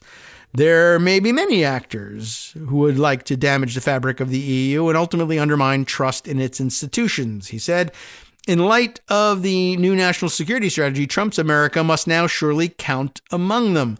But McGrath played the diplomat when asked before the strategy was published if he would rather U.S. leaders stopped campaigning in European elections and criticizing European democracy. They're entitled to their views, but we have our own standards and we seek to apply our own values in the European approach to international affairs and international diplomacy, McGrath replied. We don't comment or interfere on the domestic matters of a close partner like the United States. Well, there's still a little bit more to this article that we can't get to, mostly about Pete Hegseth condemning Europeans as pathetic freeloaders and what that may or may not mean. But what I wanted to connect to this was, here's a how it started, how it's going story for you. You may remember from time to time I have commented on this show what the real topic of discussion was in the infamous taped conversation among Republican House leaders in 2016 that was only revealed in 2017, which became infamous for Kevin McCarthy saying that he believed Putin paid Trump. You might ask why Putin was paying Trump, but let's not focus on that for a while because I kept saying that the real focus of that conversation was that they had all just visited with the then Prime Minister of Ukraine, who had come all the way to Washington, D.C., to warn them about Russia's plans for interfering and meddling in the politics and the elections, not just in Ukraine, but all across Europe, and maybe even the United States, too. And that, in fact, some of you in this conversation probably believe that that might already be happening, which then I think prompted McCarthy to say, I think Putin pays Trump. And then they all said, yeah, but to hell with that. We'll cover it up because we might win the election and we'll be able to lower taxes. Criminal in itself, treasonous in itself, but how's that for how it's going, how it started, how's it going, right? The Russians are going to interfere with elections all over the world, including here in the United States. And just a few short years later, they now have a partner in the United States trying to interfere in the elections of Europe on behalf of the Russians in pursuit of the same strategy. Political union with Russia, we thought it was a long shot. To own the globalists, we may have nailed it before anyone else did and not even known it. From networksradio.com, you have been listening to Kagro in the Morning with David Waldman. That's going to require some additional thought and some additional coverage in the days to come, I am sure. But for right now, time to hand things off to Justice Putnam with the West Coast Cookbook and Speakeasy here on Netroots Radio. Top of the list, the MAGA Supreme Court agreed to decide on giving Trump the ultimate gift, allowing him to destroy birthright citizenship and rip out the rest, I guess, of the 14th Amendment.